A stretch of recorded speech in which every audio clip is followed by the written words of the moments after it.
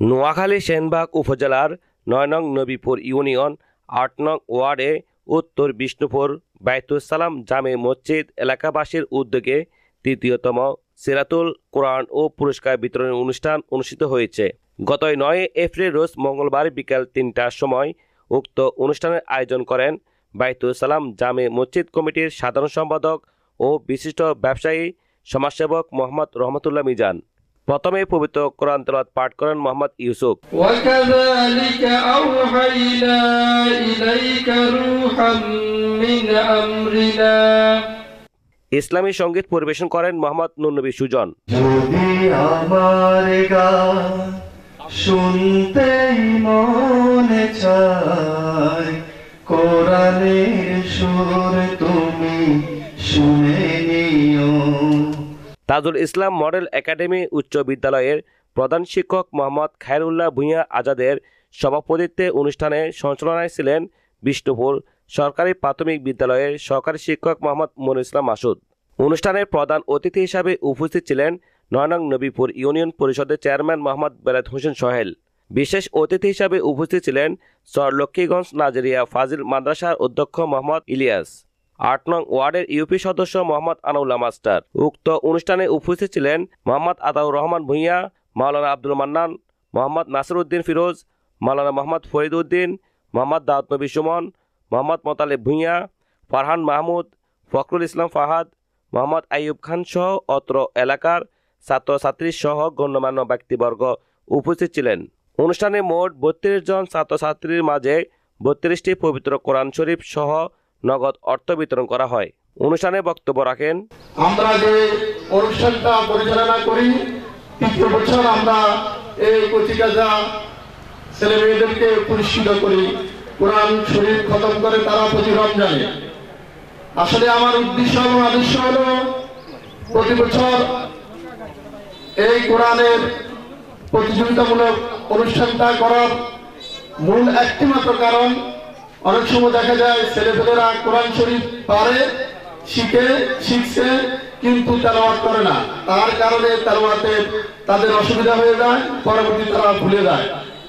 আমি এই গভীর চিন্তা নিজ থেকে উদ্যোগ নিলাম যে এভাবে যদি একটা অনুষ্ঠান করা যায় প্রতি রমজানে, তাহলে তারা কোরআন শরীফ তারা তেলাওয়াত করবে। এই জন্য আমাকে আমার এলাকার কিছু ভাইয়েরা আমাকে সহযোগিতা করে। এভাবে আমি আমার এই উদ্যোগটা গ্রহণ করি। সম্মানিত এলাকাবাসী, আপনারা সকলে জেনে খুশি হবেন যে এই মসজিদে ইনশাআল্লাহ প্রতি বছর এই কোরআন তেলাওয়াতের প্রতিযোগিতায় ইনশাআল্লাহ চলমান থাকবে। উপস্থিত চেয়ারম্যান মহোদয়, আপনাদের সহযোগিতা পেলে ইনশাআল্লাহ আমরা বড় পরিসরে এই অনুষ্ঠান পরিচালনা করতে পারবো ইনশাআল্লাহ। তো এই কচিকাঁচা শিশুরা পবিত্র রমজান মাসে তারা কোরআন অনুশীলন করে তাদের করার জন্য তাদেরকে আজকের এই পুরস্কার বিতরণ অনুষ্ঠান। আমরা মূলত যে আমাদের যে লক্ষ্য আসলে কোরআন প্রতিযোগিতা, এটা এই জিনিসটা প্রত্যেকটা ঘরে ঘরে ঘরে থাকা দরকার, ঘরে ঘরে থাকা উচিত। যে আমরা যদি কোরআনের প্রতি শ্রদ্ধাশীল হই, আমরা যদি কোরআনের প্রতি মনে যোগ দিই, সবাই জনে জনে যদি কোরআনের প্রতি আমরা কোরআন যে জিনিসটা, আসলে কোরআন আমার সবাই উপরে, কোরআন আপনার আমার সবাই এই কোরআন নাযিল হয়েছে। এই কোরআন দৃষ্টিকোণ থেকে আমাদের ছোট ছোট বাচ্চা যারা পড়াশোনা করবো, আপনার আমার সবাইকে কোরআন শিক্ষা নেওয়াটা উচিত। তো আমরা যদি পদক্ষেপ নিই যে সবাই আমাদের বাচ্চারা কোরআন শরীফটা শিখার দরকার, এই কোরআন শরীফটা আমাদের অতি প্রয়োজন এবং কি এই কোরআন শিক্ষাটা আমাদের ঘরে ঘরে প্রয়োজন। ছাত্রছাত্রীদেরকে পবিত্র মাহে রমজানে কোরআন তেলাওয়াতের একটা প্রতিযোগিতার অবতীর্ণ করতে পেরেছেন। এজন্য আমরা এলাকাবাসীর পক্ষ থেকে তাদেরকে আন্তরিক শুভেচ্ছা জানাচ্ছি। আমি যদি কোরআন অধ্যয়ন করি, এখানে সালাতের বিবরণ রয়েছে, নামাজের বিস্তারিত বিবরণ রয়েছে। আমি যদি কোরআন অধ্যয়ন করি তাহলে জানতে পারবো কিভাবে আমি কাদের মাঝে আমি যাকাতের অর্থটা বিতরণ করতে পারবো। আমি যদি পবিত্র কোরআন অধ্যয়ন করি তাহলে আমি পর্দার বিধানগুলি কীভাবে মানব আমি জানতে পারব। আমি যদি পবিত্র কোরআন অধ্যয়ন করি তাহলে সুদ এবং ব্যবসার ভিতরে তফাৎ কি সে বিষয়গুলি আমরা জানতে পারব। তো এই জন্য পবিত্র কোরআন অধ্যয়ন করে যদি আমরা সে অনুযায়ী আমল করতে পারি তাহলে আমরা হেদায়েত প্রাপ্ত হব। আগামীতে আপনারা যারাই পুরস্কার দিবেন বাধ্যতামূলক প্রত্যেক শিক্ষার্থী হিসাবে তার অভিযোগ আসতে হবে, না হলে এই ধরনের পুরস্কার, কারণ ছেলেমেয়েরা পুরস্কার নিচ্ছে, গার্ডিয়ানের মনে হয় এই জায়গায় সন্তুষ্ট নয়, অখুশি। সুতরাং আপনার প্রতি অনুরোধ থাকবে আগামীতে আপনার প্রোগ্রাম করবেন এবং প্রত্যেক শিক্ষার্থী অভিযোগ বাধ্যতামূলক আসবেন, না হলে তাকে উপহার দেওয়া থেকে আপনার বিরত থাকবেন। এমন একটা গুরুত্বপূর্ণ জিনিস, এমন একটা মহৎ অনুষ্ঠান, তার কাছে কোনো গুরুত্ব নেই। আমরা সবাই শিক্ষিত হচ্ছি, আমরা শিক্ষা নিচ্ছি, ছেলেমেয়েরা শিক্ষা নিচ্ছে, কই শিক্ষার প্রতিফলন তো দেখছি না। আসলে শিক্ষার কোনো বয়স নেই, শিক্ষার কোনো লাজ নাই, শরম নাই।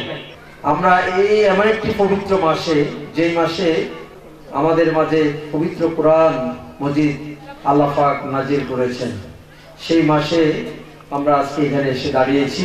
এবং এই মাসে আজকে এখানে আমাদের রহমতুল্লাহ মিজান সহ আমাদের কিছু প্রবাসী ভাইয়েরা উদ্যোগ নিয়ে যে কোরআন প্রতিযোগিতার আয়োজন করেছে কোরআনের নাজিলের মাসে, এটা আসলে আমাদের জন্য অত্যন্ত গর্বের ব্যাপার এবং আখিরাতের জন্য আমরা অনেক কিছু এখান থেকে পাবো। কিন্তু সবচেয়ে দুর্ভাগ্য ব্যাপার হলো আমরা, আমাদের মিজান সাহেব আমাকে বলেছেন যে অনেককে চিঠি দিয়ে দাওয়াত দিয়েছেন।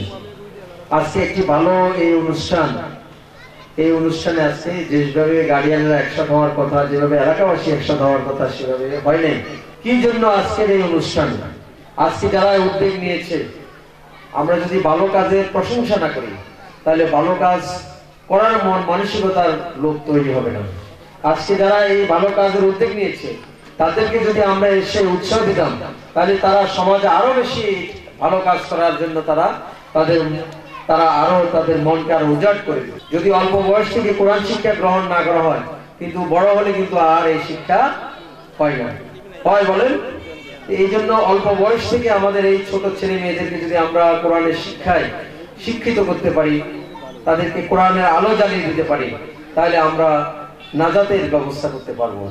নাজাতে আমাদের জন্য আল্লাহ পাক সেই ধরনের পুরস্কার রাখবে যে আমরা যদি আমাদের ছেলে মেয়েদেরকে কোরআনের শিক্ষায় শিক্ষিত করতে পারি।